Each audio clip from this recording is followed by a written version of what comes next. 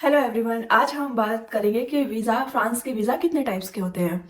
और वैसे आज मैं 3 वीज़ा के बारे में बात करूंगी। जो मेनली जो होता है टूरिस्ट वीज़ा होता है, और डिपेंडेंट वीज़ा होता है, और स्टडी वीज़ा होता है। डिपेंडेंट वीज़ा पे जो फ्रांस का टूरिस्ट वीज़ा एक शेंगन वीज़ा होता है, जिससे फ़ायदा ये होता है कि आप यूरोप की 29 कंट्रीज़ को घूम सकते हैं बिना किसी के रोक टोक से।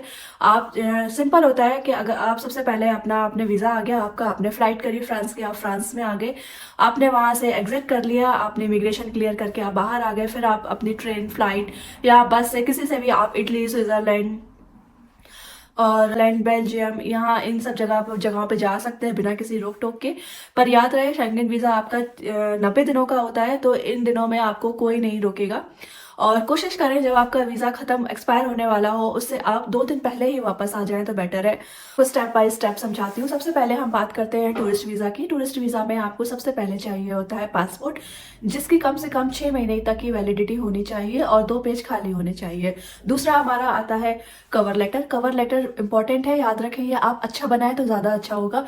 इसमें आपको मेनली वही मेंशन करना होता है कि आप घूमने जा रहे हैं, घूमने क्या क्या घूमेंगे, आप स्टे कहाँ कर रहे हो, आपकी टिकट, फ्लाइट टिकट्स जाने की और आने की, ये इंपॉर्टेंट है। इसमें सिर्फ यही मेंशन करना होता है। थक रहे हो तो उसका एड्रेस और फ्लाइट की टिकट, रिटर्न टिकट भी आपको चाहिए होती है। तो आप स्टार्टिंग में वीज़ा, तो आप पहले ऐसा कर सकते हैं, आप डेबिट टिकट भी करवा सकते हैं। वीज़ा मिले नहीं मिले ये आप 50-50 रहता है, तो इस वजह से आप डेबिट टिकट करवा लें रिटर्न टिकट की, क्योंकि रिटर्न टिकट दिखाना भी इंपॉर्टेंट होता है। और थर्ड चाहिए आपको बैंक स्टेटमेंट। बैंक स्टेटमेंट में लास्ट 6 मंथ का ट्रांजेक्शन आपका होना चाहिए। याद रखें, सिर्फ पैसा होना ही इंपॉर्टेंट नहीं है, लेकिन उसका ट्रांजेक्शन होना भी इंपॉर्टेंट है, कि पैसा आ रहा है जा रहा है, ये इंपॉर्टेंट है। और लास्ट 6 मंथ का। और फोर्थ जो सबसे इम्पोर्टेंट है वो है आपका आईटीआर। आईटीआर आपका होता है इनकम टैक्स रिटर्न, जो पिछले 3 साल का होना चाहिए, और अगर नहीं है तो बैंक बैलेंस आपका मजबूत होना चाहिए। आईटीआर इंपॉर्टेंट है। और फोर्थ हो गया, और आपका हो गया ट्रैवल इंश्योरेंस। ये सबसे ज़्यादा इंपॉर्टेंट है। ये कम से कम मैं आपको बता दूं, ट्रैवल इंश्योरेंस कितने का होता है। ट्रैवल प्राइस और कवरेज ये दोनों अलग चीज़ें हैं। कवरेज कितने तक का क्लेम कर सकते हैं आप। कवरेज कर सकते हैं आप 30,000 यूरो, यानी कि आईएनआर में असली कॉस्ट हो गया आपको कितना देना है। तो इंडिया में आपको टाटा एआईजी और रिलायंस की, क्योंकि टाटा एआईजी से तो मैंने करवाया था तो मुझे पता है, बाकी रिलायंस होती है और भी होती होंगी तो मुझे नहीं पता, मुझे इन दोनों का पता है तो मैं ये बता रही हूँ आपको। टाटा एआईजी और इंडिया में आपको ये सस्ता में कितने तक का क्लेम कर सकते हैं आप, कवरेज कर सकते हैं आप 30,000 यूरो, यानी कि आईएनआर में कन्वर्ट करेंगे तो आपका सीधा सीधा हो जाए 30 लाख आईएनआर। तो इसमें क्या होता है कि अगर आप फ्रांस आते हैं, आपका एक्सीडेंट हो जाता है या कुछ भी हो जाता है, तो आपको यहाँ पे आपका बिल है, जो आपका हॉस्पिटल का बिल है, तो वो इंश्योरेंस कंपनी से भरा जाए।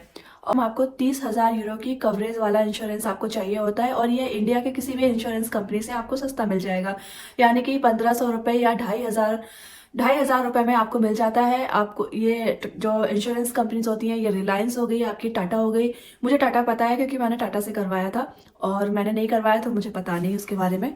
और मैं आपको बता दूं कि वीज़ा की फ़ीस कितनी होती है। तो जो एम्बेसी की फ़ीस होती है वो होती है अप्रॉक्स 90 यूरो की। तो 9,000 आप मान के चलें, 9,000 आईएनआर चले। और वीएफएस अपने अलग चार्जेस लेता है, तो वो आप मान के चले 2,500 रुपये से लेके 3,500 रुपये तक लग सकता है। तो टोटल खर्चा एक लोगों का आप मान के चलो 11,000 रुपये से लेके 13,000 रुपये तक हो सकता है। और याद रखना, ये जो आपने पैसे दिए हैं नॉन रिफंडेबल है, यानी कि अगर आपका वीज़ा रिजेक्ट होता है तो वापस नहीं मिलेंगे ये पैसे।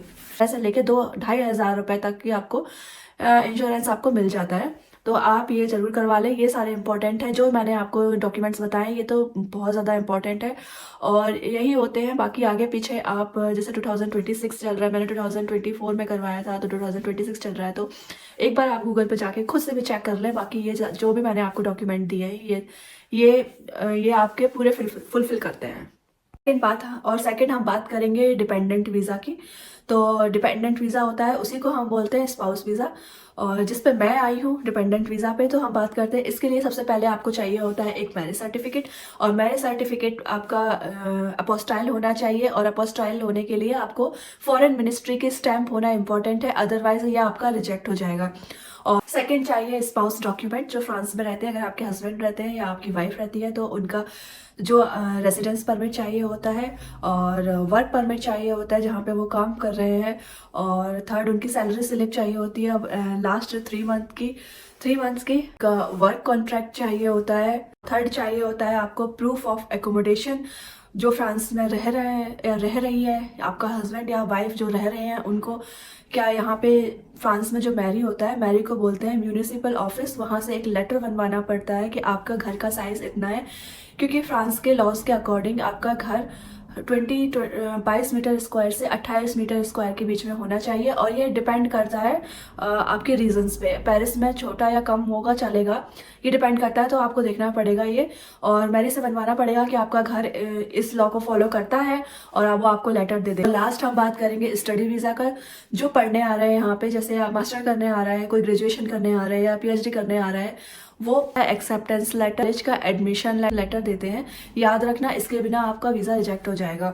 आपका फाइनेंशियल प्रूफ, और इसमें आपको दिखाना होता है कि इसमें आपका साल का 7,500, अगर आपके पापा स्पॉन्सर कर रहे हैं तो उनका एफिडेविट लगेगा। इसमें आपको दिखाना होता है कि आप फ्रांस में पहले 3 महीने आप कहाँ पे रहेंगे, आप कॉलेज का हॉस्टल में रहेंगे या आप कहीं बाहर। वो कॉलेज के, जब आप कॉलेज में एडमिशन लेते हो तो वो आपको पूरी लिस्ट मिलती है कि आपको क्या क्या डॉक्यूमेंट्स चाहिए होते हैं, तो उसके अकॉर्डिंग आप चेक कर ले, क्योंकि मास्टर्स के लिए अलग होती है, अलग अलग कैंपसेस अलग अलग कॉलेजेस के अकॉर्डिंग उनकी रिक्वायरमेंट्स होती है। तो वो चेकलिस्ट मैं यहाँ पे मेंशन कर देती हूँ, तो आप इसका स्क्रीनशॉट ले लें और आपके जब आप कर रहे होंगे तो आपको इम्पोर्टेंट आपको काम आएगा। एंजॉय करें वीज़ा के पर्पस पे। अगर आपको कुछ भी डाउट होता है तो आप मुझे कमेंट करें, मैं उस पर कोशिश करूँगी कि मैं उस पर वीडियो बना दूँ।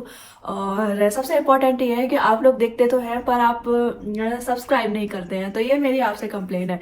तो मैं जैसे आपका ये पूरा करती हूँ प्रॉमिस, तो आप भी प्रॉमिस करें। और प्लीज़, मैं टारगेट है 1000 सब्सक्राइबर एटलीस्ट, वो तो कंप्लीट करवा दें, और आप भी कर सकते हैं।